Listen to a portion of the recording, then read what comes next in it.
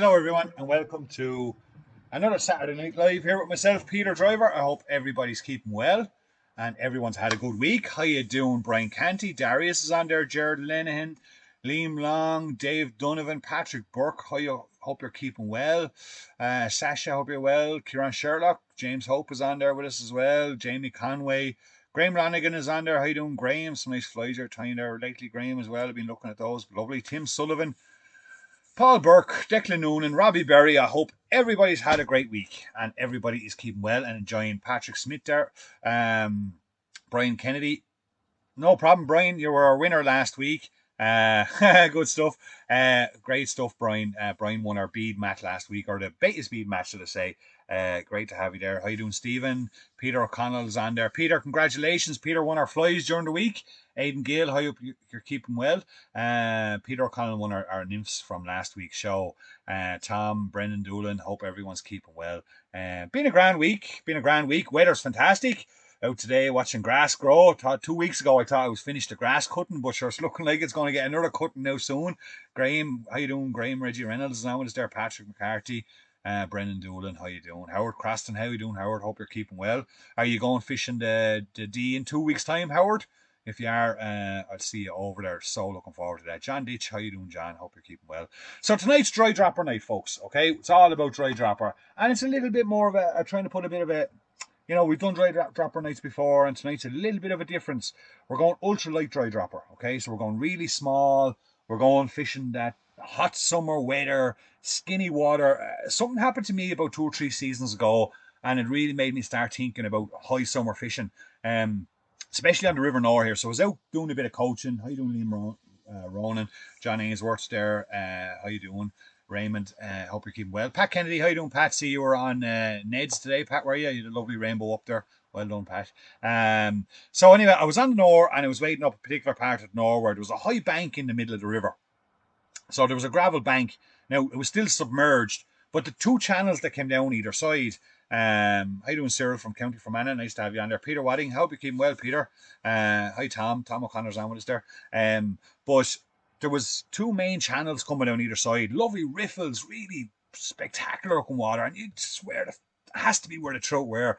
And the guy who was doing a bit of coaching with, around dry dropper, how you doing, Deirdre Delaney? The guy who was doing a bit of coaching around Deirdre, dry dropper. We were focusing on those two main channels where you just scream fish. Now we were getting a couple of fish, but again, it was frustrating, and we really saw that towards the second half of this season as well.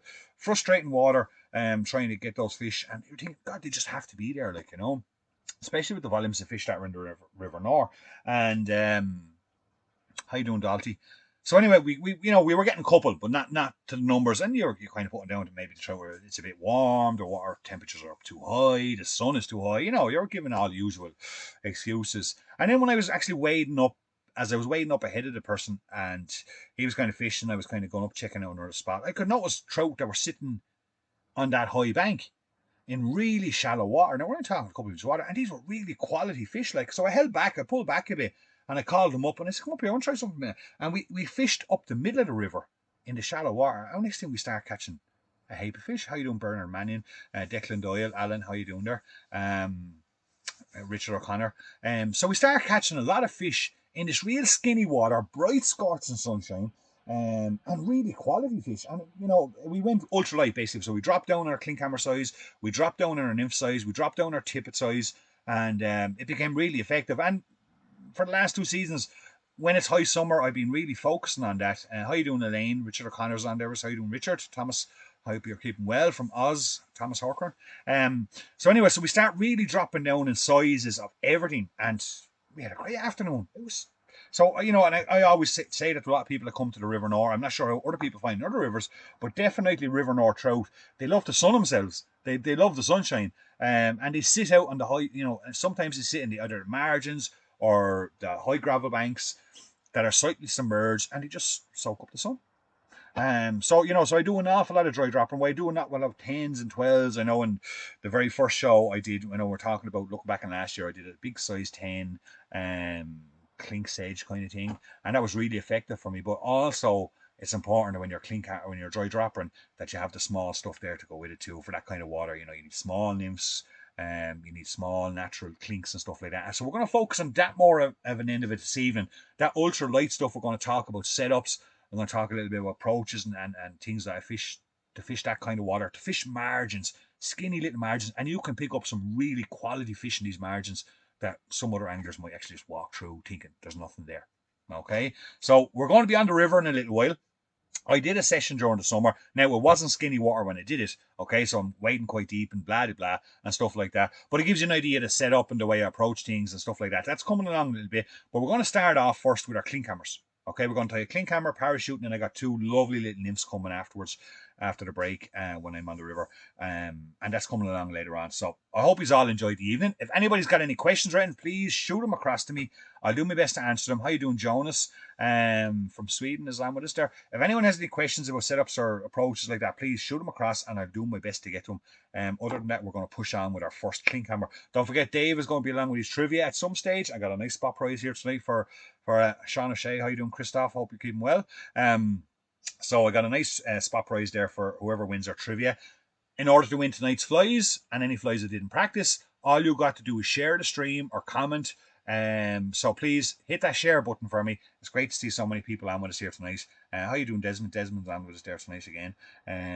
I've started a lot of flies for you, Desmond. I'll get them off to you probably next week. I just got a bit tied up this week with other things for your charity thing. Well done. I see a lot of guys supporting that, so brilliant. Sorka Wells is on there with us as well. How you doing, Sorka? So a little bit of Kevlar on here first. So basically what I got in the voice here is a 611 to Haku size 16. Okay, so this is my go-to Klinkhamer hook. It's a size 16, a little bit of Kevlar, and I'm going to tie in the post first. Okay, this is a Klinkhamer. How you doing, Ken? Hope you're keeping well.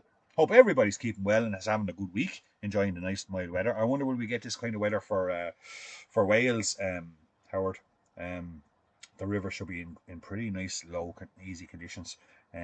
So what I'm going to put in here, I always put the post in first. Is I got some pink and some white. This is Pescari fly. Parapost find it very good.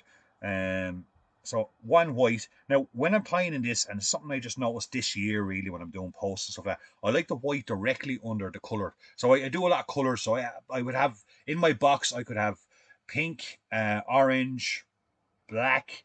Black is a really good color for post. Chartreuse, yellow. And it depends on the light conditions on that particular day. Graham Lonigan has 5 laptops open for the trivia for Dave. Go on, Graham. So I like to have different posts because on any particular day, the light conditions or the water conditions will determine what post I'm going to fish, because you've got to have visibility. As I always say, you know, Klinkhamer has to, when you're dry dropping, your Klinkhamer must achieve 3 things.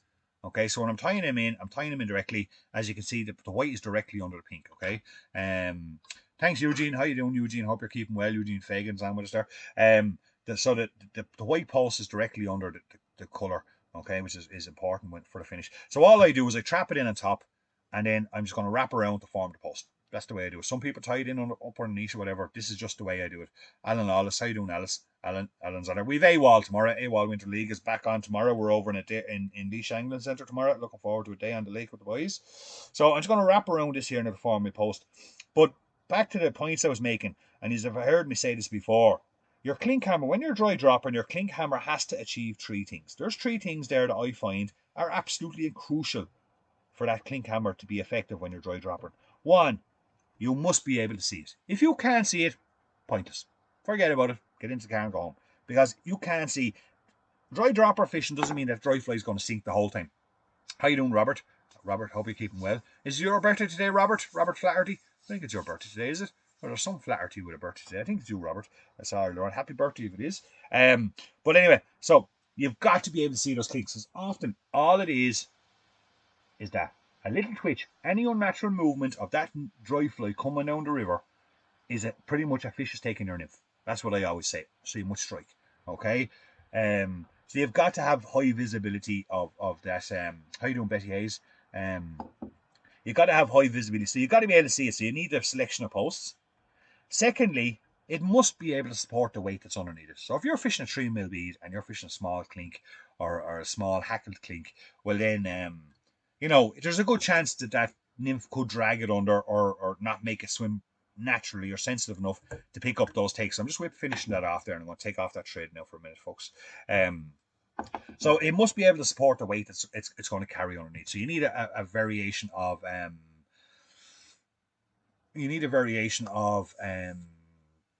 diameters in hackles and stuff like that, and hook sizes and whatever else maybe. And also very important, it must be able to catch fish. There's no point putting on a clink on a dry dropper. How you doing, Dylan? Dylan, how you doing? Well, happy birthday for a few weeks ago, Robert. I just spotted something and I meant to say it tonight. There's one of the Flahertys that are their birthday, so it must be able to catch a fish.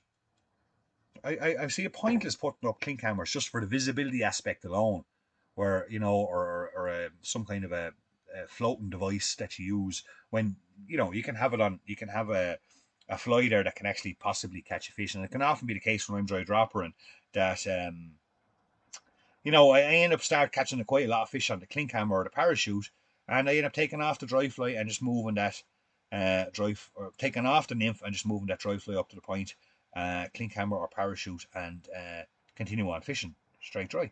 So those are the three things that I feel every Klinkhammer, when you're tying them this winter, guys, for next guys and girls for next year. Well then, really that picture's not that. Everyone find that picture okay? That fly, it's a little bit off, I think. So I'm just going to go in here for a second, if you don't mind, and I'm just going to reset the focus on that. It won't take me a second. By the way, what I've just added to the body, that is hen's buzzer body black. Okay, just a little bit of hen's buzzer body black. What you want with these small little size 16s, 18s? How you doing, Rick? Rick Baker's on there from Germany. Thanks a million for your business today, Rick. I really appreciate it. Lovely order in there from Rick from Germany. We're getting it packed up tonight and we'll get it out to you straight away. Really appreciate it. But anyway, what I've added in there is a little bit of buzzer body. I'll just tweak that just a little bit now, folks, for 1 second, just to make sure everyone gets a good visibility of that.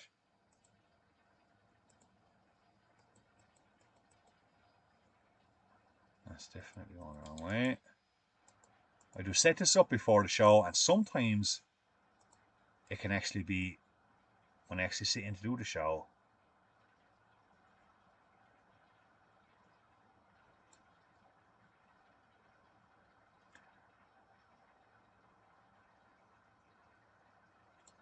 it's probably because I've zoomed in so much, because the ears are really quite small. So I hope everyone can see it okay anyway. So a little bit of black buzzer body I have in there. One thing you got to really important about these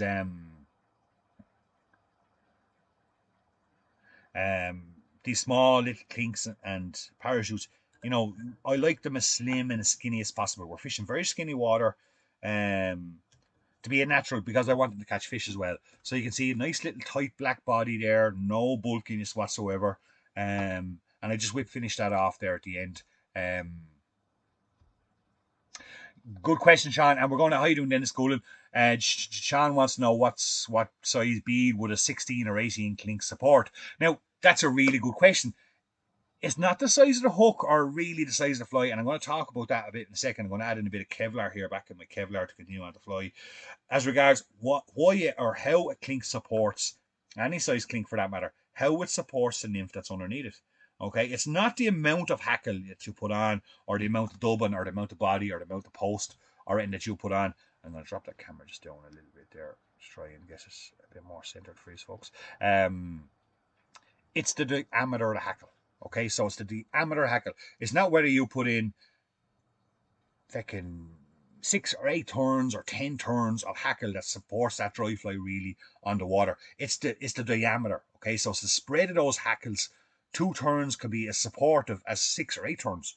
Okay, can be even better, because the more turns of hackle you're on, the more weight you're adding to that dry fly. How you doing, Gianluca? Gianluca's on with us there. So it's important to remember that when the hackle sits on the surface film, that's what supports your fly, those fibers. So if I was tying a size 18 or size 16 like this one, and I know I'm going to be fishing 2.5 mil beads, and they're going to be a bit behind the dry fly, well then I'm going to do quite a wide hackle on it. Okay, quite a decent wide hackle. So you can see the width of that hackle is the full length of the body. Pretty much, it's a decent size hackle. That's going to be able to support 2.5 mil bead. Now, I'm probably only going to fish 2 mil beads or 1.5 mil beads on her, but will it support 2.5? Absolutely. Absolutely. When I'm dry dropper fishing, I'm not leaving my nymphs and set up on the water for that long. I'm covering it for as long as need. In skinny water, you don't need to leave it on for long. If I was fishing 8 foot water or 6 foot of water or even waist high, mid waist high water, I'm going to leave the dry fly and the cleat or the setup, the dry fly and the nymph on the water long enough for that nymph to get down, depending on the size of the nymph. All I'm doing now is adding in my my hackle and take away that bit of waste. But if I'm fishing really skinny water, I'm talking a couple of inches here now, folks. So I'm just going to tie the hackle up along that post. Before I go any further, I always double check and make sure everything's right. So I just kind of wind the hackle around, make sure everything's going to be right. That's fine, and make sure it's well set. So when I'm tying or when I'm fishing that skinny water, sometimes 3-4 seconds is all it takes. 3-4 seconds off, back into the pocket, back into the little riffles. You're fishing margins, you're fishing skinny water. You don't need to leave it on, and you certainly don't need to cast it half a mile up the river, folks. Keep it close, keep contact, keep visibility high. These are small little things, even though they're tied with high vis posts, you still need to be able to see them. Okay, so I'd keep them close. I'd be nearly Euro nymphing, almost sensible style with 11 foot 2/8. This whole dry dropper setup. Yeah, thanks, Dylan. Wales had a great win today. Congratulations. Great win for Wales and England today, of course. I seen a bit of the English match. Didn't get to see much of the Wales match. But yeah, careful with them Pumas. Them Pumas can be dodgy, fellas. We know that from previous history. So I'm on AWOL tomorrow. I'll be listening to it on the radio. I won't get to watch it, unfortunately. But congratulations on your win today, Dylan. No, it doesn't glow in the dark, Sorka. Sorry about that. So I keep things short, keep things neat, keep things very, when I'm fishing that skinny water, very short little cast. Just keep working that water. The little beads that get down, the fish are in that. There's nowhere for them to go. They can't go too deep. So as soon as that bead enters, you can get take straight away. So contact is very important. When you make the cast forward, it is so important that nymph lands the maximum distance away from that dry fly as possible. If you've got 2 foot, 18 inches, 3 foot or 4 foot between the nymph and the dry fly, when you make that cast forward, that dry fly or that nymph must land the maximum distance away from that dry fly for contact. So the second the nymph enters the water, it's fishing. If there's any slack between the dry fly and the nymph, well, then there's a good chance a fish can pick it up, spit it out, and you don't even know nothing about it. So your forward casting must be made early, your release there, your delivery made early, so everything's dead straight onto the water, bang, you're fishing straight away. Fish can hit it like that, especially fishing that skinny water. You need to have that contact straight away. I'm going to add in a little bit of peacock dubbing here now. Peacock hens number 46 in there for... did Man United win today, Dennis? So peacock number 47... 46 in there is just a little thorax in under that little clink. And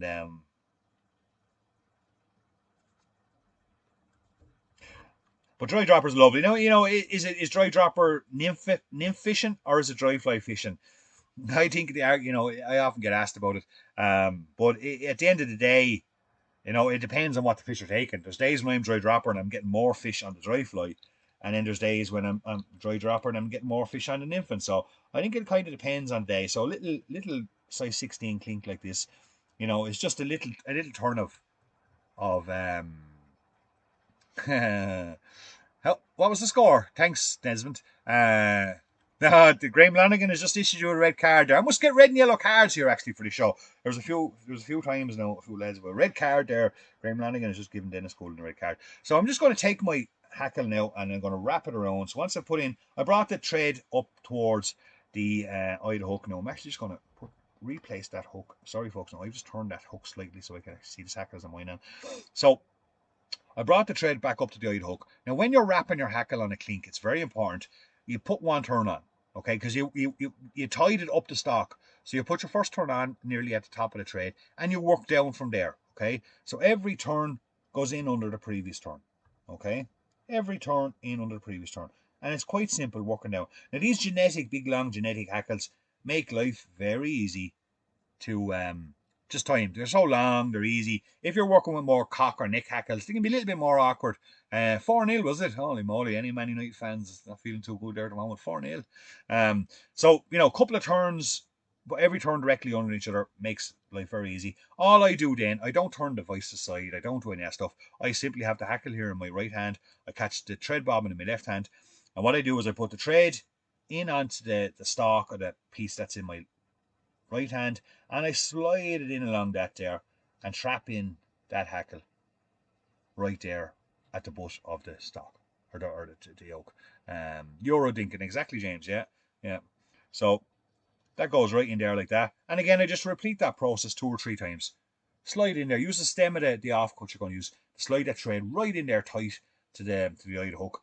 No problem whatsoever. I find it the easiest way to tie clinks. I've never had a problem with it. Never had any strength problems or kind of problems with it as regards the fly falling apart or anything like that. Really simple. I know you can turn the vice or the vice on the side and do your whip finish. With get in there with the fine point scissors, do the whip finish on the actual stem itself, the one that you've created with your power post. All I do then is catch the whole lot, pull it back, slightly expose the eye, and again just get my thread in there. Couple of turns just to extra seal off. If there's 1 or 2 little fibres of that hackle misplaced after the whole process of tying this fly, I have a scissors that can just get in there quite neatly and just remove them. It's okay. So there's a size 16 clink. Here we do often get orders for size 20s. So I get in and just tidy up the last little bit of hackle and fibres there. Have a look at it. If anything, I just drop the thread. If anything is not sitting right for you, get in tidied up with your scissors. It's okay. And there we have. I never cut. Thanks, Peter. I never cut. There might be a manual question, all right? Dave's. I don't. Dave, you a manual sport or extra? I never cut the post off until I'm finished. Okay. Catch it with my hand. I don't use a gallows tools or anything like that. You know, I find it quite easy. Catch that. Come slightly above the hackles. Give it a little bit of a trim. Then with me dubbing brush, give that little bit of a spray out, and it's as simple as that. And I tell you one thing, thanks, Sorka. You can see that from a mile away. Will it catch a fish? Gink or no? Great question, Greg. Will you catch fish with that thing? 100%. That thing will catch fish all day long. If I'm clinking dinging with that, and next thing trout are coming up, more trout are coming up to look at that kind of a clink, I'll just take it off the dropper. By the way, when you'll see it in my setups in a little while, when I'm doing clink and dink, I have my clink on a dropper. I don't use any of those micro ring things right hanging on the back of my clinks. They are just no good. Okay, putting a metal ring at the back of your clink and tying your nymph off that, no good. You're wasting the clink. Okay, plus it's going to make the whole clink sit wrong. I tie it on 3 or 4 inch dropper off to the side, and if I'm getting a lot of fish on my clink, thanks Robert. If I'm getting a lot of fish on my clink, or a lot of fish coming to my clink even, I will take off the clink, take off the nymph, move the clink to the point, and I'll go straight dry, because more than likely that nymph could be 3 or 4 foot away from the dry fly. Now when it comes to the distance, and I'll explain a bit more this in the video, but there's a really good, lovely little natural little clink, great straight fly for straight dry dropper or straight dry fly, but also fantastic for dry dropper, and you'll see that really well, and you'll be quite surprised what that can support. I'm going to pick up this thread here now, folks, but the rule of thumb for the distance between, and of course the thread all came out, so I'm going to blabble on here for a minute while I fix this up before I move on to my next fly. The distance between the nymph and the dry fly is a question I get asked an awful lot about. What's the distance? And it varies. And I switch it up. Thanks, Kieran. I switch it up quite a bit, So, but my rule of thumb is when I get into the river, I take an estimated guess of the average depth of the river, and I go 1.5 times the depth of that river. So if I'm fishing 4 foot of water, I will have my nymphs 5.5, 4 foot. I'll have my nymphs 6 foot. I do a bit of maths there. Most people know I'm not the greatest at maths. It's not coming up for me, and I don't have my thread bobbin. It's downstairs.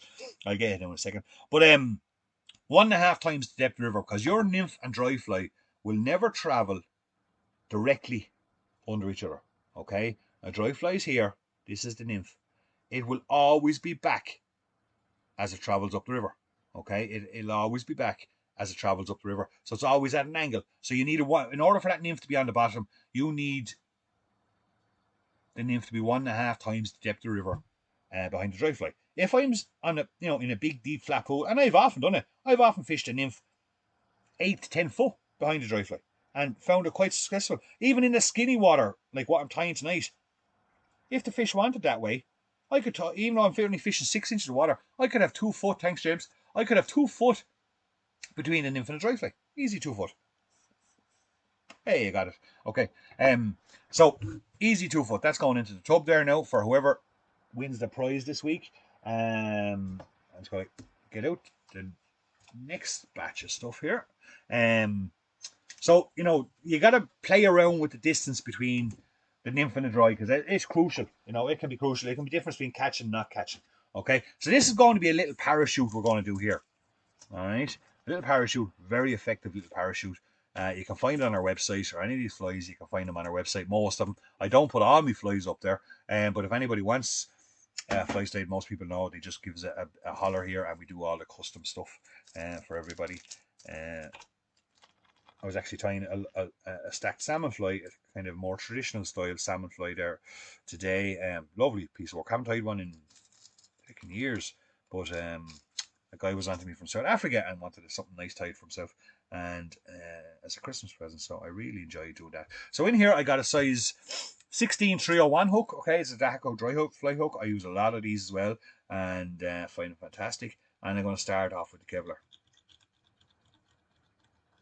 Good question, Kieran. How you doing, Dick Croak? Hope you're keeping well. So the last hooks, Raymond, were, I think it's Raymond, I'm not great at Irish, were the 611 size 18s. These ones are 301 size 18s. Good question, John. I do and I don't. With the Kevlar, I tend not to bother because I don't think it pays any relevance, especially when I'm doing dries. I don't like putting varnish on my dry flies. And it's a personal thing. I just don't. Because I think it can create a little bit of weight. It's just a personal thing. If I put varnish on that, it go into the dubbing and it makes it kind of hard, and I want that nice softest feel for the trout. So no, I do and I don't, John. It depends on what I'm tying. Lock style flies, nymphs, I normally would. Some of the sages and stuff I normally would. Clinks and little things like that. But with the Kevlar thread, once you would finish that 2 or 3 wraps, lock it in, it's not going anywhere. It's not going anywhere. So what I'm going to do here is put on a little bit of chartreuse this time. Okay, and we're just going to use pure chartreuse for this little thing. So I'm going to take 2 strands of the Piscari Parapost. Kieran, someone was asking there about good question. I'll get to that one in a second, Desmond, about fluorocarbon. Someone was asking there about, do I fish 2 nymphs? Yes, I can, and I do sometimes.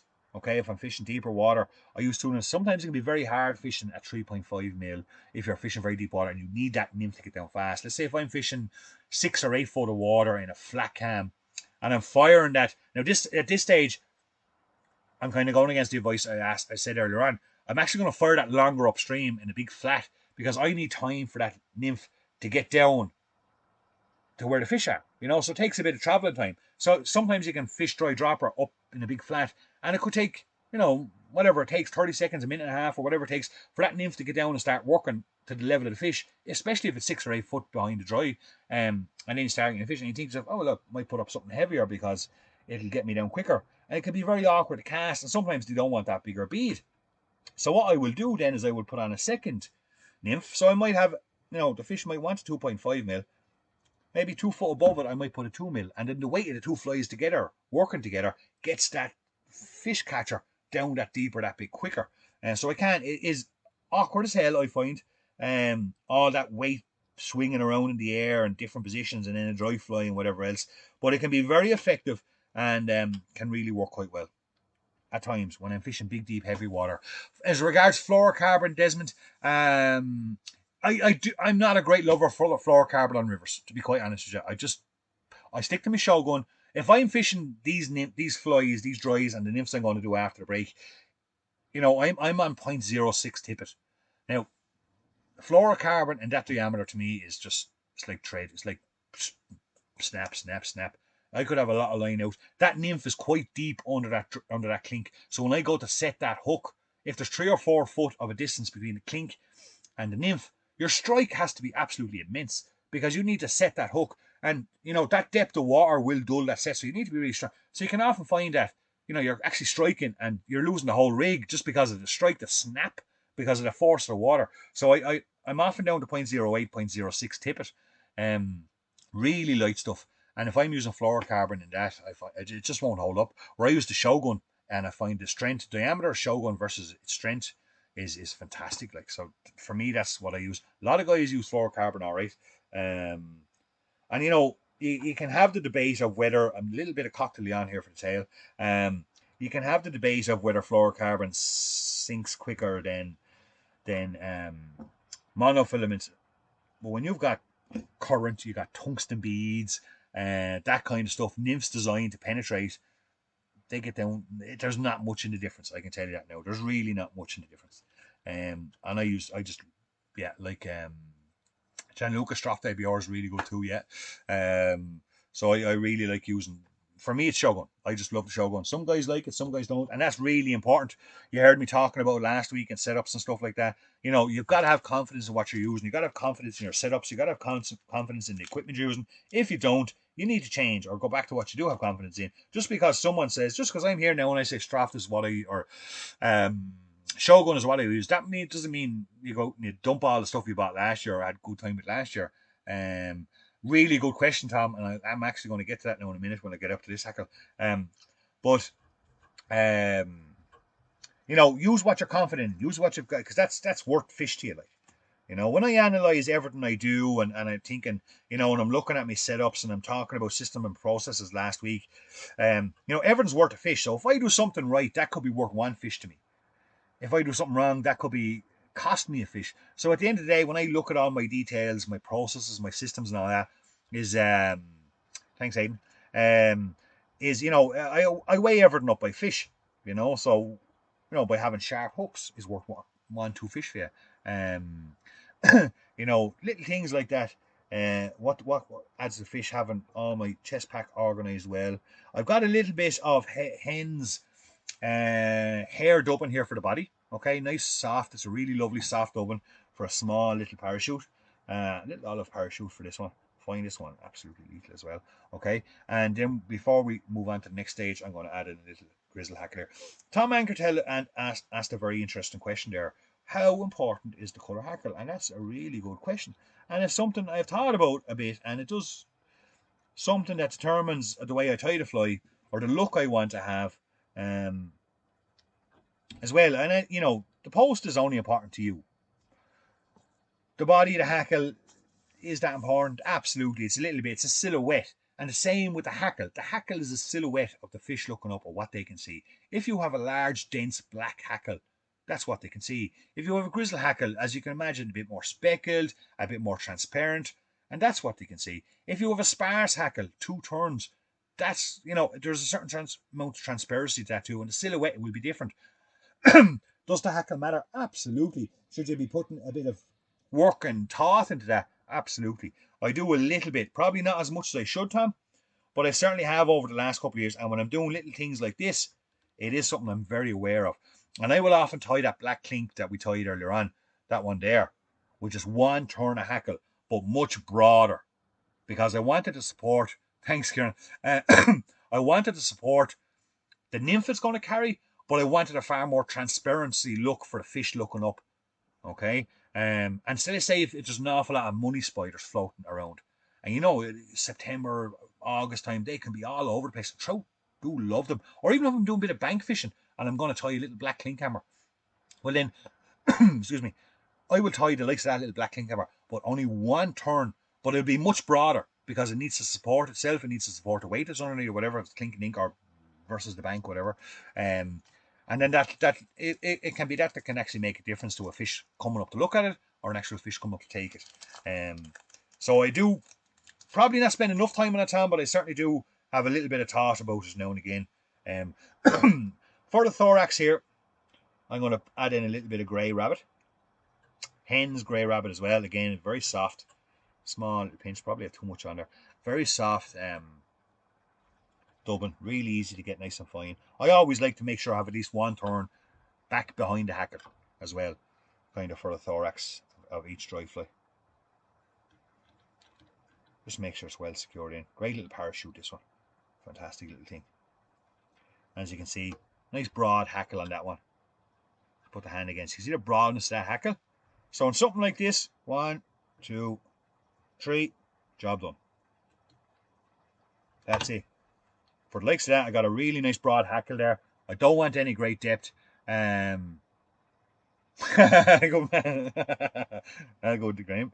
Graham's looking for a lint of a money spider there before he calls down to us. What am I doing? Cutting the wrong thing. So I need to concentrate here. Where was it? Broadness. Yes. So you can see a lot. Not as quite a dentist hackle as we put on the black one, but it's quite a broad hackle on the fly. Still looks great. Probably makes the fly very attractive.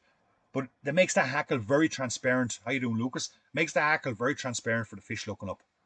The biggest silhouette they see is the body of the fly, rather than a big round circular dish thing like an alien floating across the top of the water.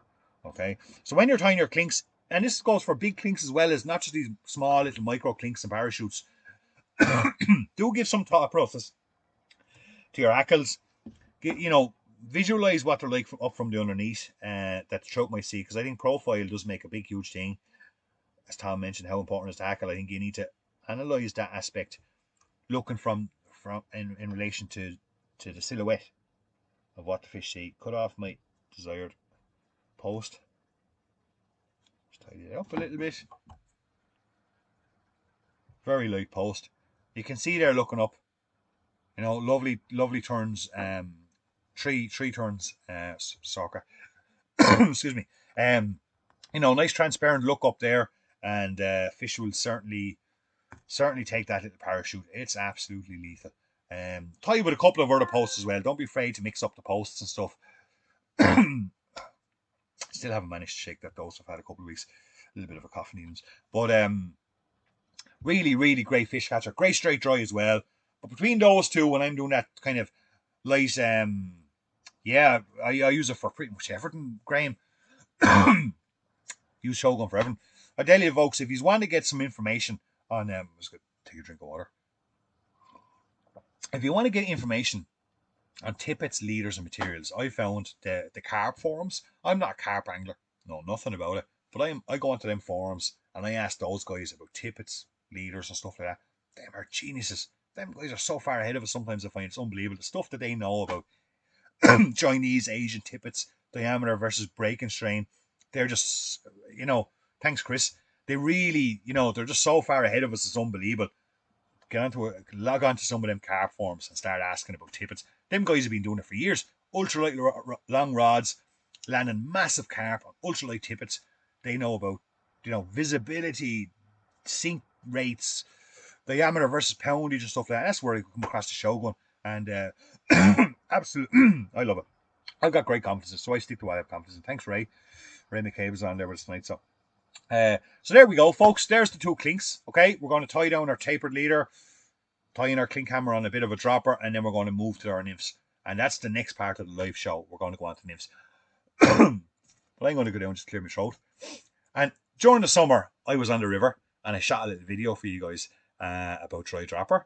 I managed to even wrangle out a couple of small trout. It's tough fishing now because it was the back end of the season. It was August. And even though conditions looked fantastic, it was just late in the evening, before the evening rise. And thanks, Desmond.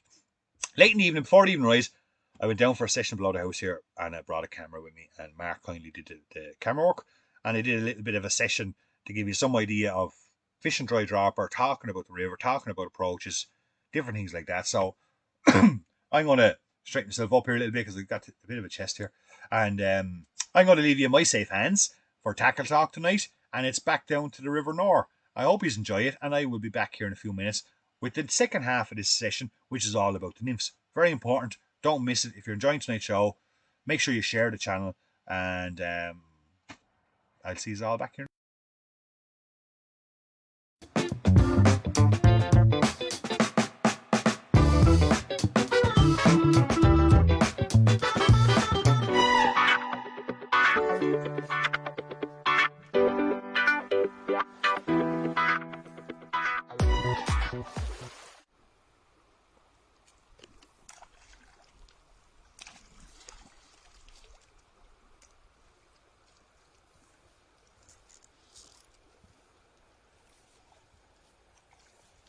Very small little brown trout. How you doing, everyone? Hope you're all enjoying the live show tonight. My name's Peter Driver. It's summertime. We're probably watching this in the heart of October, November or December, and we're all cold. But lovely view here on a summer's evening, mid-August, catching some lovely little trout. So tonight we're all about dry dropper. And that's what I'm going to do here for a little while now. Next few minutes, we're going to go through some dry dropper setups, a few hot tips, and let's see if we can catch a couple of more little trout. So basically what I have here, quickly to run through my setup, I've got a 10-foot 2 weight. I always fish 2 weights on Euro nymph, dry fly, dry dropper, whatever else. All the same, just so it helps me in competition for tippet protection, that kind of stuff. So I got my 10-foot 2 weight, got my usual Vivarelli lever action semi-automatic on there. I got a 3 weight way forward floating fly line. That's one of our own floating fly lines, Piscari fly floating fly lines. Been fishing a lot of that over the last season or two, and absolutely fantastic. So I have that there in a 3 weight just to give me that extra little bit of punch. If I can encounter a bit of a breeze or some kind of an obstacle where I have to kind of short line a little bit, i.e. back very limited area for back cast or whatever. I then have a 9-foot tapered leader down to 5x, and at the bottom of that I've attached on a piece of .10 Shogun. I have about 2 foot of .10 Shogun, and that goes down to about 0.08. That goes down to 0.08. I got a little tangle here at the same time. As you can see, there's no bleepers on this one, so this is going to be shot straight through. There's going to be no cutting or editing on it. So I'm fixing this, as you can see.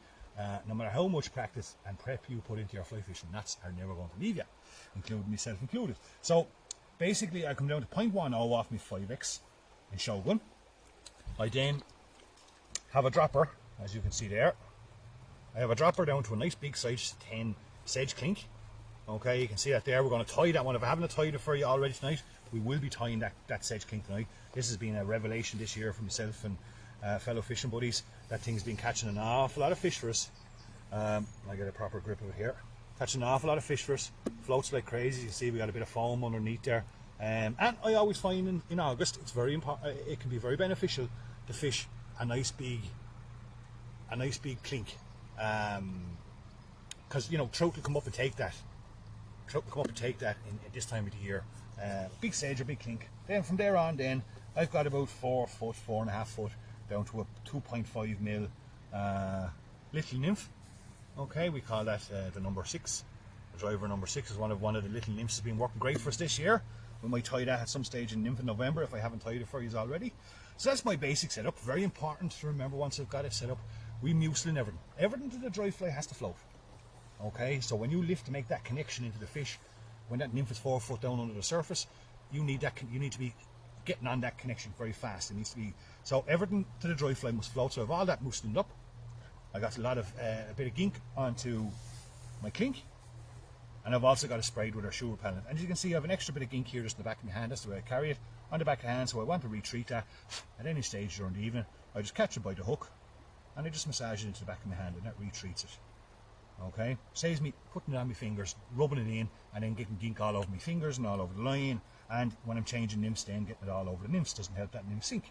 Okay, so important, everything stays up. I've degreased the line then with Piscari's Full Resort from the nymph, from the dry fly down to the nymph, and then we're ready to go fishing. Okay, that's a basic setup of dry dropper. Nothing too fancy, but it's effective. So we're going to make our way up along here now. Stay with me. Come on. We'll go up along here and let's see if we can get in a few fish. And if I can, if there's any more hints or tips along the way, we can talk about it. By the way, I'm sitting at home in the house above, watching this with you guys and girls. So if you do have any questions, please ask them and I'll be able to answer them. Okay? So I always like to cast not too far away from myself. I'm about 15 to 20 foot there ahead. Well, maybe 20 to 25 to be correct. Fishing them nicely up the stream. I'm always fishing at either 11 o'clock or 1 o'clock. It's rare enough I fish at 12, okay? Because I always like a little bit of a side drift on it. Just for me, I find it more effective. Okay, I strip in some of the slack then. I'm not letting any slack go out, because as soon as if that nymph drops at any stage, I need to be quick to set that hook. So at all times, once it's swimming back towards me, I'm stripping in that slack. But another thing I'll also do if I go cross stream a little bit more, and I'll do that on the next cast. I'll go slightly more across stream as I move the rod tip along with the fly, giving me much longer drifts without drag. Drag is a no-no on dry dropper, okay? Unless I'm doing a little bit of dry dropper downstream and I want a little bit of drag. Other than that, drag is no-no. Slight little mend upstream can be very beneficial. Never take your eye off that dry fly. You see, once I get about there, I start moving the rod tip. And fish there tight. A little bit slow on that one. Move the rod tip. Don't be afraid to move the hips. You know, use your body to get that extra little bit of drift. Because it's deep enough here, and we got a 2.5mm bead, so I wouldn't be expecting that to get down very, very quickly. So it needs to travel a little bit of water before it gets down to exactly where I want it to be. We just found recently that 2.5mm seems to be the right size bead for a trout at the moment. So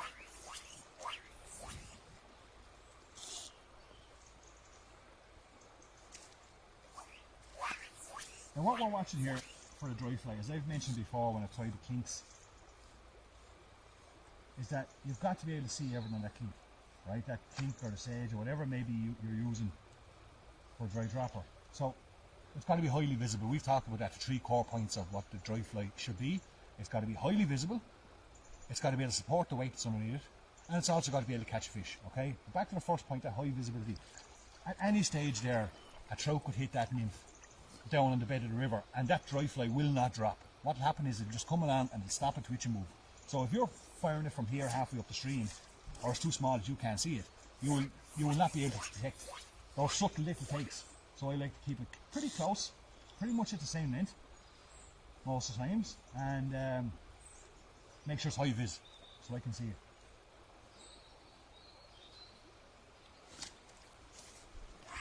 Right, let's move over here a little bit and get a little bit more up into this stream and see a bit more activity up here maybe.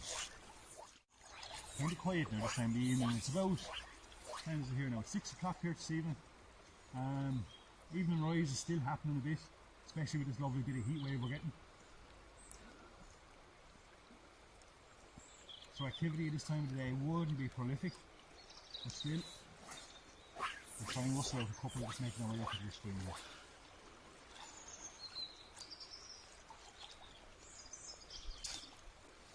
A little bit of a twitch there. You know, fish must be camera shy tonight. We were fishing there for a few minutes before we started rolling, and well, we didn't get anything exciting, but we got a couple of quick takes, and I thought we might pick up a few more better fish as we moved up along here. Doesn't seem to be the case just yet.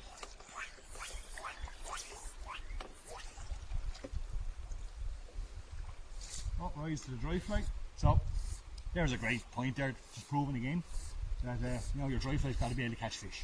Okay, so as I was saying earlier on, the evening rise is still on, still not happening at the moment. Fish are possibly looking up. A good dry fly, good kink, and hey presto, best fish so far the evening. Smoke took our lovely kink, or our sage. That's a bonus. You know, that's putting that emphasis on tying good flies and tying effective flies, especially when it comes to dry dropper. You can see it right there. Keep that fish under less stress as possible. There we go. Now, nice trout, best trout of the evening. Up took the dry dropper, the dry fly, and great. Okay, let's get this tidied up a little bit and get back at it and see if we can get another one. Catching that lovely fish. I always find a real good tip too as well, guys, that whenever I'm working on my setup or my rig, be it nymph and dry fly, dry dropper, always face downstream if possible. As you work on things then and you drop them into water, they flow away from you. If you work on them upstream, what happens is it comes back in around your body, and you could put a little needle hole with your hook into your waders or whatever. So whenever I'm working on it, and always slightly upstream, give it a little rub of Armadillo just to get it cleaned up.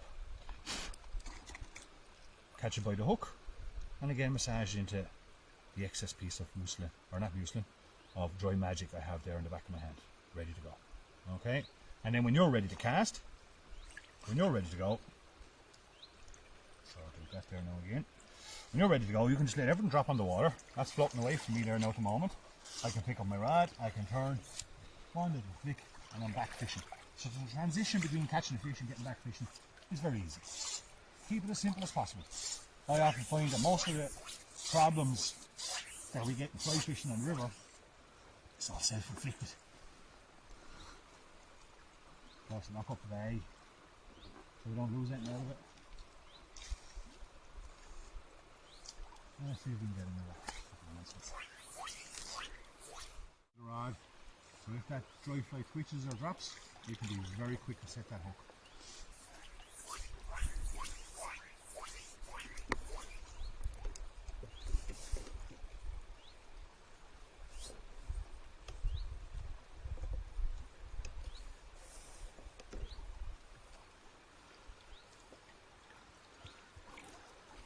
We'll make a quick little fly change, give it another minute or two, and see if we can get something happening. So when we're looking at the distance between our nymph and our dry fly, which is very, as usual, turn around, make life easy on myself. The distance between our nymph and our dry fly should be roughly around 1.5 times the depth of the river, is where I normally start.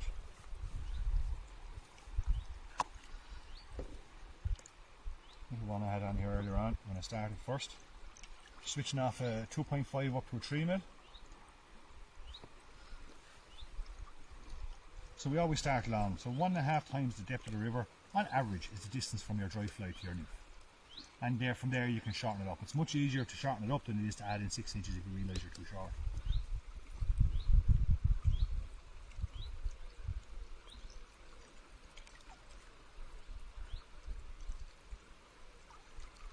Okay.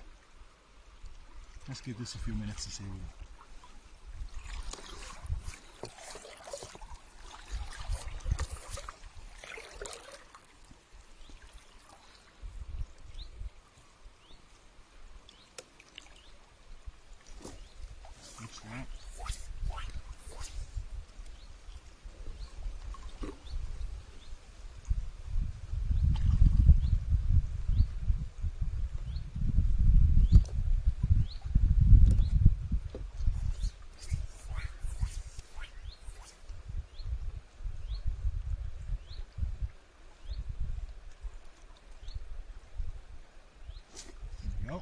Small, like someone wants to, oh, it's not even a fish. See, there's no edits on here. It's weed.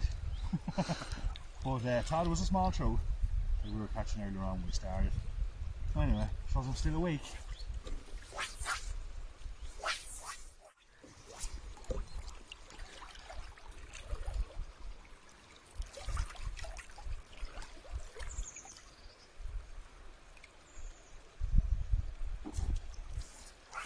You don't want to play with us tonight, folks.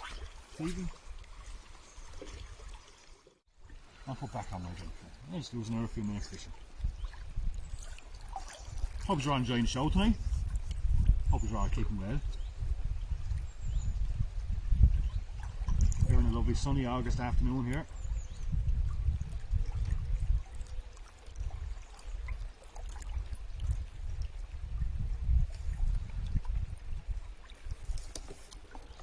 So one thing about these sedge kinks, they can be pretty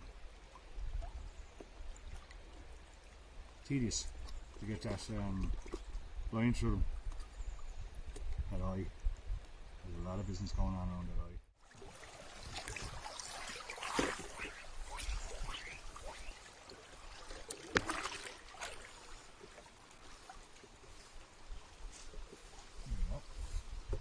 So we just moved up a little bit there after I sorted out that mess.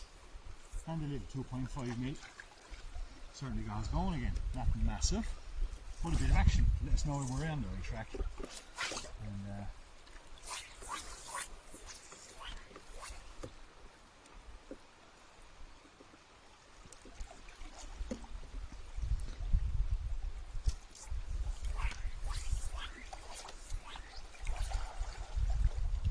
you know, having a big sedge kink as well. And in this riffly water, it's going to stay buoyant, you're going to see it, and you should be still able to detect those. Let's see if we can get something sitting in there.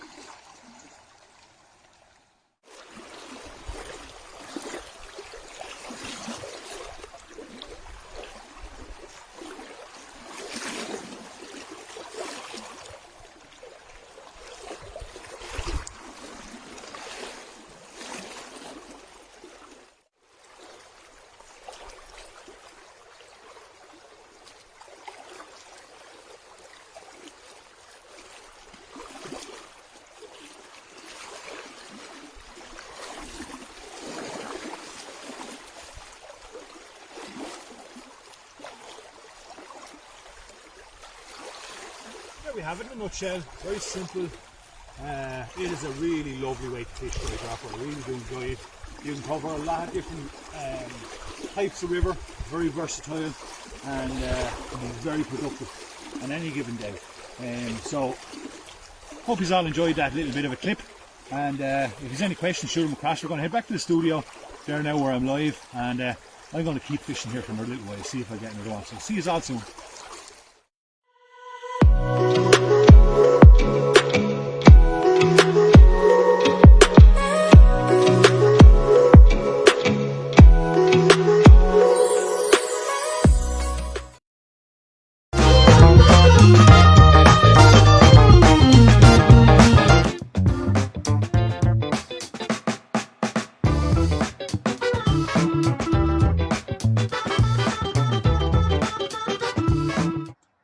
There we go. We're back in studio here. Hope everyone enjoyed that little clip we did for you in August. Thanks for watching. Thanks for all your kind comments. Graham, yes, I got a couple of notes here in front of me. A couple of questions that came in there. Graham, you asked about the mud. Pretty much, because I want to clean and degrease that monofilament to help it make sink quicker. But also, if any oils or treatments that I used on the dry fly section, I want to make sure that's not going to affect the sink ratio of that nymph, the sink rate of that nymph. So I tend to mud it up there. Thanks, Declan Piggott. Dylan Roberts, yeah, we got some proper grade of fishing to come. Thanks a million, Dylan. Appreciate your comments. So that was it, Graham, and thanks for your kind comments you sent over there, Graham. Really appreciate it. I'll try to give as much as I can at these things. Love sharing the information, and hope he's all really got something out of it. And Keith or Kieran Sherlock was saying how much we loved it, and Terry Phillips saying how much we loved Back in the Rivers. I just here watching that video and thinking, oh, and I'd love to be. So that little piece of video was shot less than a minute from my house. Literally at the bottom of the hill of the house here, the River Nore runs by past the house. I'm very lucky, and it's a beautiful stretch of water. Not really the smell of James, but it can sometimes affect the sink ratio and stuff like that. So I tend to degrease for that kind of reason using Fuller's Earth. Really good. I might do a little mix here some night for you. We'll be into dry flies in December, and we'll talk a bit more about muds and treatments and stuff like that as well. A bit more come dry in December, probably after the Welsh D. That trip to the Welsh D. I won't be live that weekend, folks, by the way. Now we might do something from the Welsh D. We don't know, but I'll see. But there's a chance I mightn't be live. So after that, we'll do some dry flying. We'll talk about my treatments. I might mix up some actual Fuller's Earth here live and give you the recipe and stuff like that. It's really good stuff to use. But anyway, moving on from there. But there's one point I did notice, and I'm not really sure if I hit in the video because I was in and out there listening to the commentary. Was the importance of the clink and the impact of a clink. So the impact of that clink when it lands in the water. Just before I move on to say the nymph end of things, the other end of the business, that the impact of the clink on the water can really determine whether you catch fish, whether you not catch fish, whether you get fish's attention to come up and look at the clink and take the nymph on the way up or on the way back down or whatever. Maybe it can have a very big impact on the way the whole thing is going to work for you, and in turn your catch ratio. So sometimes I can notice that when I'm making a cast forward and my delivery is very late. Thanks, Aidan. Thanks, Pat. It is, yeah. So I believe, Pat. I think Norlands have the other side of it. Norland, or not Norland. Yeah, Nor Valley actually, Pat. It's just below the house there. Thanks, Steve. This will be up on YouTube tomorrow as well, folks. If anyone wants to go back and watch it. And hi to all our YouTubers. I don't have the internet power to stream to both Facebook and YouTube at the same time, so I stick to YouTube. Apologies about that to all our YouTubers, but how you doing, guys? And you're also in the competition. If you comment on the video, I'll enter you into the competition for all tonight's flies. But back to the point, as regards the impact of the clink on the water. So there's times when I'm delivering very, very late, and the clink makes a big impact on the water, makes kind of a splash, and next thing I start getting a fish. And it's clicked to me a good few seasons ago that this can be, especially if I'm doing this, shallow water margins, kind of high summer dry fly fishing, that impact can actually catch a fish. The impact of the clink, a large size clink or even a smaller size clink. And when I switch over then and move the clink up to the nymph position and go straight dry, I'll just bash that clink in. Like, it's really aggressive, very, very late delivery to the water to make it to make it. Question coming up there from Dave Donovan. I'm just reading comments as to come up here. Very late delivery onto the water, making that aggressive turnover, making that clink really make a big impact. It can get fish's attention and come up and take it, but also at the same time, that impact can have the opposite effect, have a negative effect. And sometimes then I'll switch off of like maybe clinks or something like that, and I'll go to full dressed CDC flies, which is just a basic ball of CDC, as they land very softer. How you doing, Billy? Billy Boland's on was there. They land very soft on the water, and sometimes the trout, in that shallow water that can be a bit spooky and stuff. They want that, just a very light, what's the word I'm looking for? Not aggressive, but a very light progressive kind of entry of the nymph and dry fly in the water, and they'll take the nymph more so than the dry fly. But so you want to be aware of that if your nymph is actually landing very aggressively on the water, well then it can, that can be inducing to take. It can be, thanks Dick, that can be inducing to take, or it can be, getting their attention. So be aware of that. Switch the dry fly up to the nymph, be aggressive with that approach, and you can actually have a very successful day fishing very skinny water with just a clink on his own, or again, i.e. the dry dropper, fishing those skinny water. So just try and pick up on that pretty quick as you start to make your way through Peterborough. So what we're going to do now is do a little little nymphs that'll fish under the dry fly. So we got small little clinks, we got small little parachutes, and now we're fishing light water. We need small little nymphs. So here I got a size 20 301 Kahaku fly or hook, and I have 1.5 mil silver tungsten bead on that. Well, Jonas, yeah, absolutely. But this is a little zebra midge, folks, and it's an absolute cracker. I have tied a video of it before my YouTube, so some people might have seen the YouTube video of it, but this is an absolute little belter of a nymph. This thing catches fish everywhere. Dry dropper or even straight nymph in larger sizes. But for the dry dropper and the light dry dropper, a size 20 301, 1.5 mil tungsten bead, and I got black nano silk here as well because I want to keep that body as slim as possible. Okay. Dave is up there with his question. The 2014 World Fly Fishing Championship champion Lubas Rosa recently published his new book. Can you name the book? There's a great question for you, Lubas. I was talking there a while ago. By the way, folks, that book is going to be released very soon. It is released in Czech, but it's going to be released in English. And Pescari Fly has the privilege of being the distributor for around Ireland. So watch out, that book is coming up. Make it a fantastic Christmas present. Not too expensive. Lubas is one of the best anglers on the planet, and it's got a ton of information in there. Really quality stuff, so keep an eye out for that one. So a very slim little black body on there, and what we're going to do is now we're going to add in a little bit of holographic red tinsel. David, keep an eye on that competition, and he'll let me know who's our winner tonight. First correct answer in wins on the stream. A little bit of holographic. This is Hen's holographic red. As you know, I use a lot of this stuff for all my holographic because it doesn't lose its color. Sometimes holographic, I've mentioned this before in other episodes, the holographic stuff can sometimes, if you get a bit of a stretch on it or a little bit of tension on it, or after a little bit of wear, it can go kind of silvery, it loses color. So I'm going to do the bottom half of the nymph in black and the top half of the nymph in holographic red. So I give a little wrap down and wrap it back up to cover it, and I've missed. And then I wrap it down again.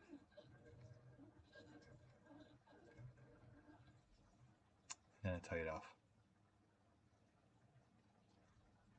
So using the Simplified Nano Silk Black, just because I want to keep it as skinny as possible. Very important when you're using small little nymphs like this to keep them as skinny as possible. That'll help with penetration. Take my little 0.10 wire. Ivan Newman is on with us there tonight. Hope you're keeping well, Ivan. This is to buy a 0.10 silver wire, and I'm going to rib up that little zebra midge. Up across the Dublin, up across the holographic.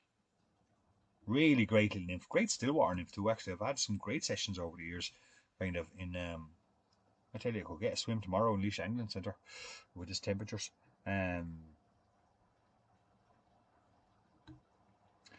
Question there, Brennan. Do you fish the micro nymph at the swing at the end of the drift. Sometimes. James Hope is our winner. James Hope was the first in with that answer. So James, you are going to win a nice little Orvis fly box, and you're going to win some cobbler's wax and a sticker. Well done, James. We'll get it out to you during the week. Well done.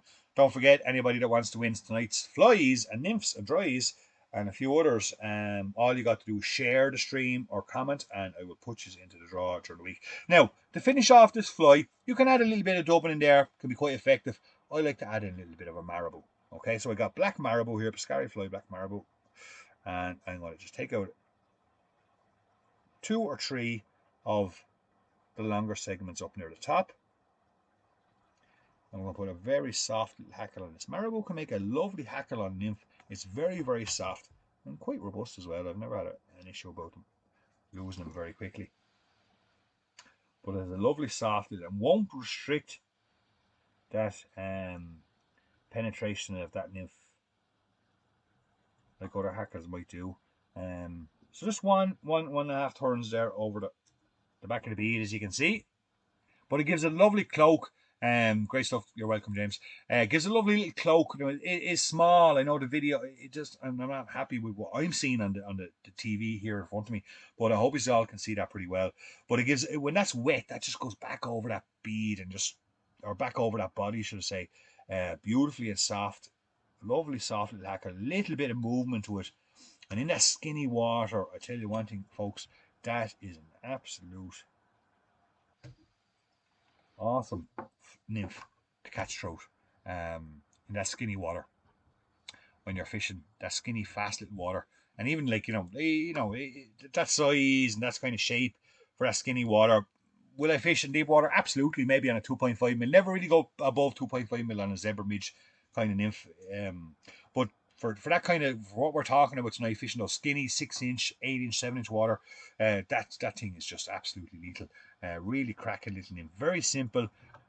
Keep the body as slim as possible. Little soft hackles, not too much restriction there to prevent that nymph getting down to where you want it to be. But really, really good. Okay, I'm going to move on to the last nymph for tonight and let you all go and enjoy the rest of your Saturday night, so you're not all here listening on to me babbling on. Here's a lovely, I love tying this thing. This is a great little nymph. I always kind of save one of the better ones to last for those people that hang on to listen to me. They're not sick of listening to me at this stage. This little olive nymph that I came across a good few years ago. I was trying to think today actually where I came across it. It's not an original pattern by mine, but it's a tweak to something that was given to me one time a long time ago. So I have a big chest of flies downstairs, big box, big wooden box of flies. Definitely one for the box, Luca. Absolutely.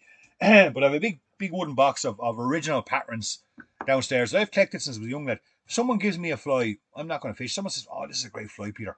I'm not going to fish it. I'm going to put it into my pocket or whatever, put it away, and I'm going to bring it home, put it in my chest of flies, and I'm going to copy it. And I've been traveling the world for years, fishing competitions, and I'm given lots of flies, and I'm really appreciative of men that or women that come up with innovative fly patterns and good patterns, and then they're willing to share. I think it's a fantastic thing to share at this sport. You should share. I'm looking for this one now. I keep them, and I had this fly a couple of years back. Came across this a little olive. I was struggling. Thanks, Colin. Great, really glad you enjoy, Colin. But I came across this pattern when I was looking for a small olive. Now I should have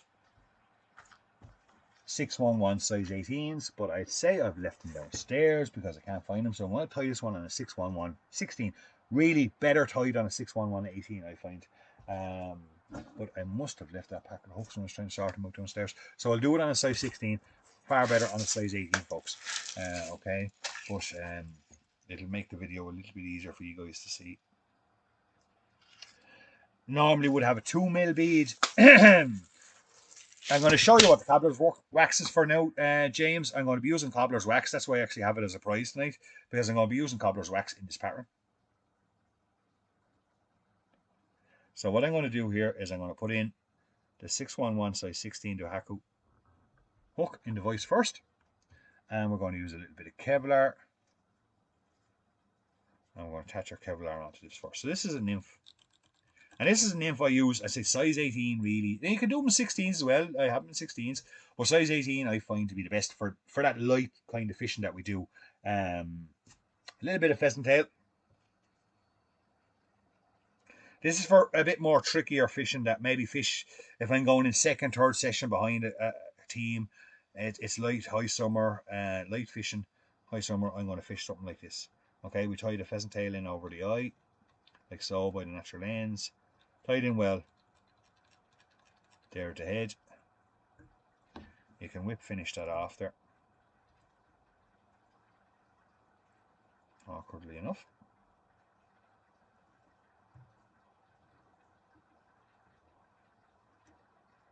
Just get all those pheasant tail feathers back over the head. And secure that in well. Make sure that's good and tight when you're tying it in. Take away your thread. Clean it up. Take out your hook and add in your bead.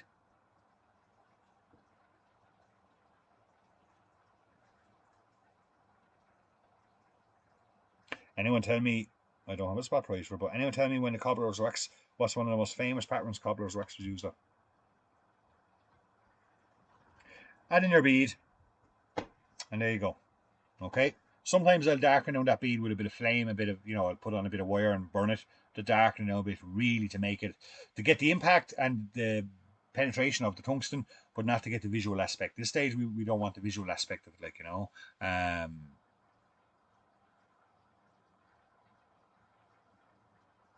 Absolutely, John.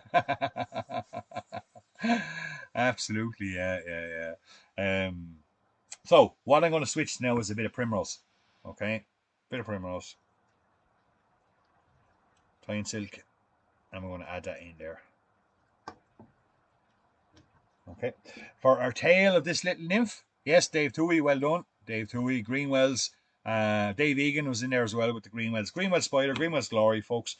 Tying primrose thread with cobbler's wax for a Greenwell's is probably the best body and color combination you can ever get for a Greenwell's. So what I did here with the micro glint is I just pulled it between my finger and thumb to separate the material apart, the strands, and I want just two, not three, not one.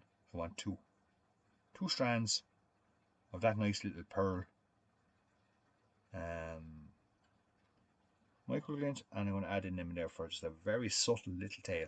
Don't forget now, when we're tying this nymph, we're fishing for very spooky trout, and we need to be very exact with our measurements. A little bit of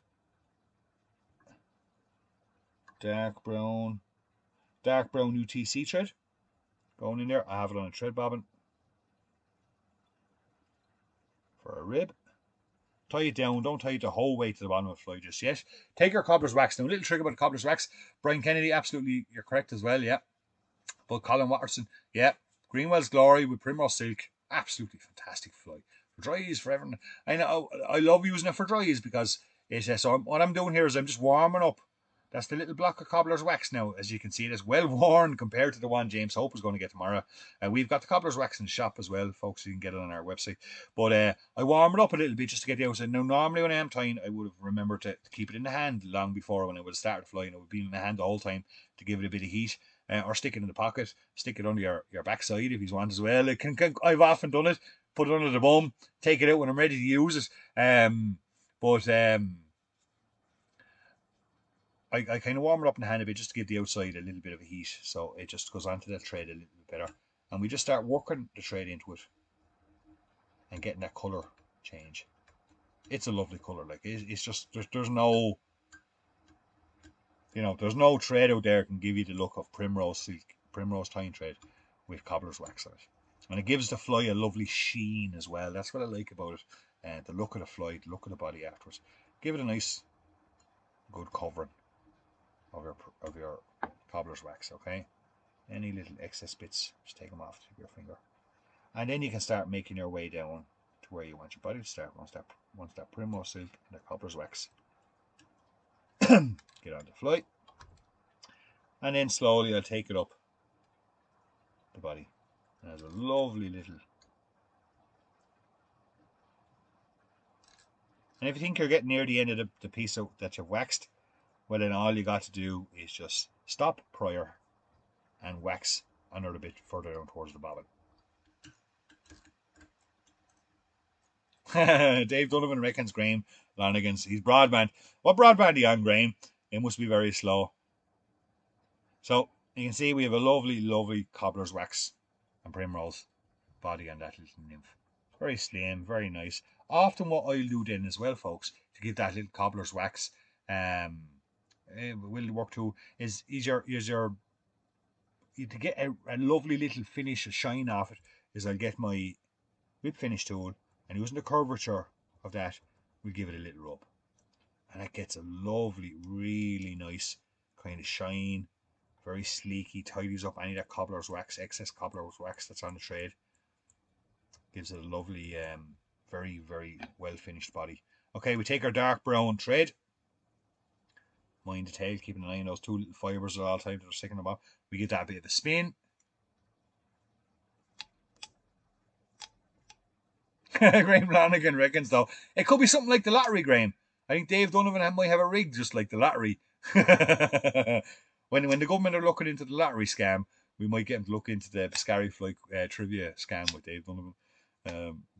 So we just spun that brown thread to give it a nice fine diameter.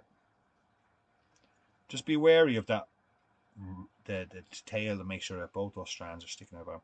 And we're just going to come up that body now with a rib, little light brown rib, and it gives a lovely quill effect. Now, if you were to tie this with strip quills, it'd be too bulky because you'd have to put resin on it. You'd have to, the layer of thread, the layer of stripped quill and stuff like that. So you can still get quite a decent look off of this, as I can show you now in a minute. A lot of things hanging out and sticking out here. So just take your time. There's no panic. We're no rush, folks. It's Saturday night. I wonder if we're going to get back in a lockdown for Christmas. Geez, our numbers were fairly bad today anyway. Or will the pub shut in 1 hour? 1 hour this week might help the numbers go down, I think.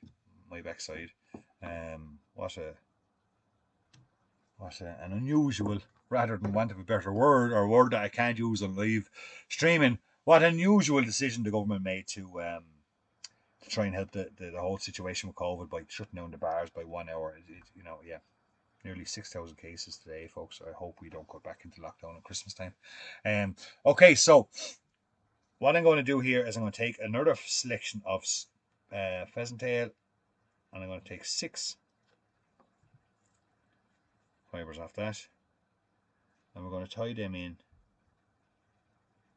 behind the bead, facing at the back of the fly, like so.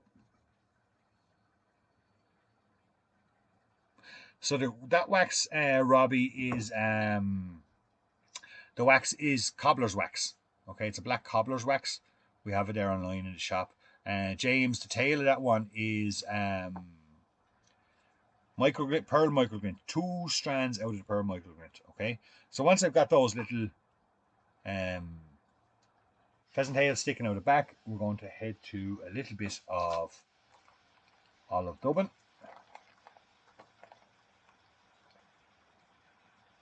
Yeah, that's great, Kieran. Yeah, cassette tape is Kieran has been using that, and I'll do the ginger quill for one of our dry fly sessions. We're using the cassette tape, Kieran, but it is fantastic stuff.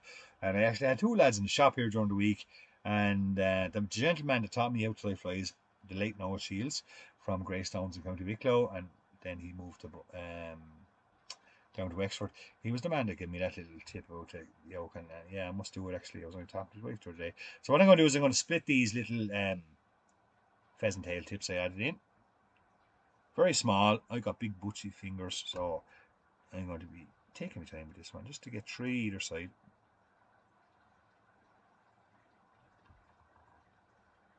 And just with that thread, come through one side, figure of 8 it through basically. just to get a bit of a spread on them, that's all.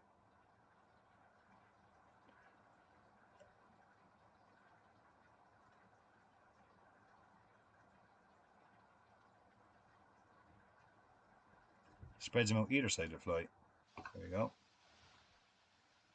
That thread just to slide up a little bit further, not too bad.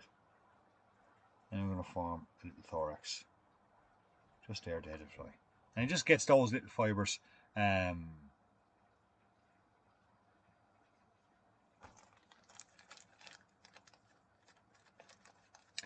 The band actually, Graham, was Michael Jackson. Michael Jackson, yeah. I had it for years. And then when I wore it out, I decided to tie flies with it. It was great. It was killer. Absolute killer. A little bit more dubbing just to build up that. Take your pheasant tail now and wrap it over the bead. So this is something, I say, for spooky fish. And that little bit of a wrap over the top just helps to take away the kind of the big presence. Now what I'll do is once I wrap it over the top, I spread it out with the finger and thumb. Okay, so to take the big shine off the bead. Now I know you can see the shine off the bead, but the top of it is very dull. Spice Girls, yeah.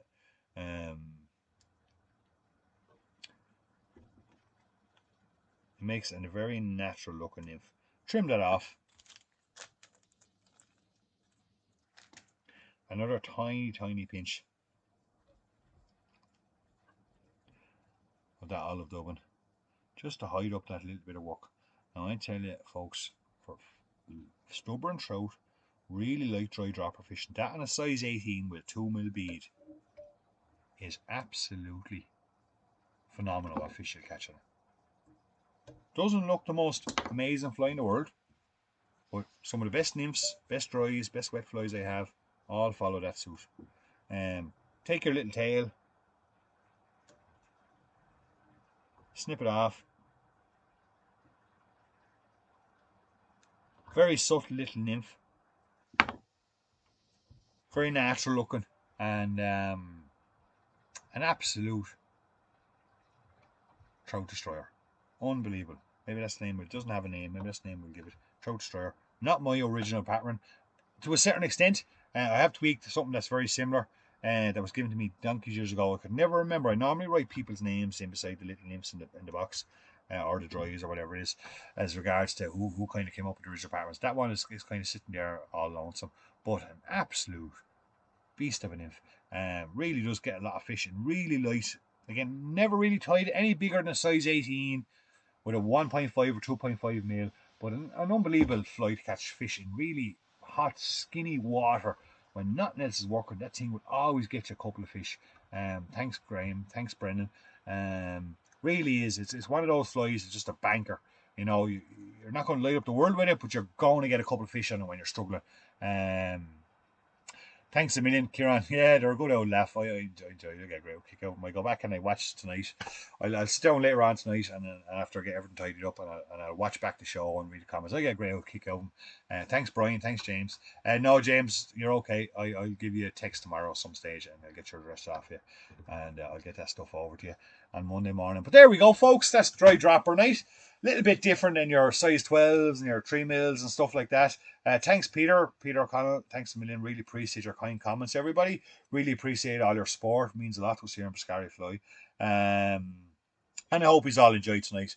We'll be back on live next Saturday night, as we will be for most Saturday nights from now till we got a Christmas special coming up, starting to plan the Christmas special. So in a week or two, I'll give you all the information about that one. Thanks, Sorka. Thanks, Billy. Thanks, Raymond. Thanks, Declan. So I really hope you took well tonight. The information, got something from it. If anybody ever has any questions, please feel free to pick up the phone and ring us. Send us a message, drop us an email. We're always delighted to help people out and share a little bit of information we have. Thanks, Dennis. See you tomorrow morning, Dennis. Thanks, Aidan. AWOL tomorrow. Best luck to all the AWOLers over in Leash Angling Centre. Thanks, James. Thanks, Liam. Night, David. David Donovan's heading to bed there. Good night, Dave. Start working on next week's question. So best luck to all the AWOLers tomorrow. If anybody's looking for any gear or anything like that, please check out www.scaryfly.com. We really appreciate support, and I hope the rest of you all enjoy your weekend and have a good Saturday night, folks, and a safe Sunday. And please stay safe, everyone. Numbers are getting scary, so let's try our best to keep everybody safe. Good night, take care, and see you all next week.